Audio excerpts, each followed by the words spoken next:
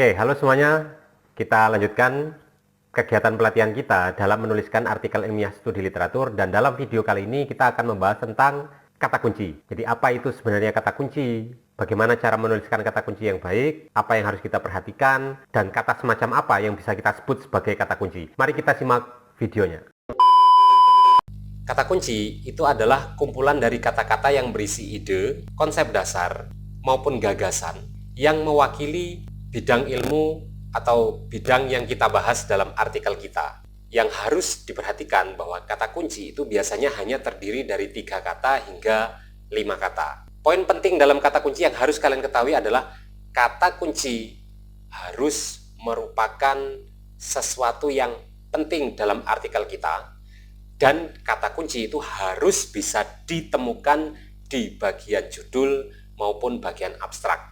Jadi ketika kalian membuat kata kunci, yang mana kata kunci tersebut jika dicari di bagian judul maupun di bagian abstrak ternyata tidak ada, maka dipastikan bahwa itu sebenarnya bukan kata kunci, tapi kata yang lain. Oke, jadi 2 hal itu saja yang harus kalian pahami dalam kata kunci. Biasanya hanya terdiri dari 3 sampai 5 kata yang mewakili ide penting dari artikel tersebut, dan kata kunci itu harus bisa ditemukan di bagian judul dan bagian abstrak. Oke, sebagai contoh, kita perhatikan artikel ini. Oke, jika kita lihat, kata kunci pertama adalah multiple representations. Nah, kalau dilihat, kata multiple representations itu sudah kita temukan di bagian judul, maka sudah sah bahwa ini dikatakan kata kunci. Yang kedua adalah physics education.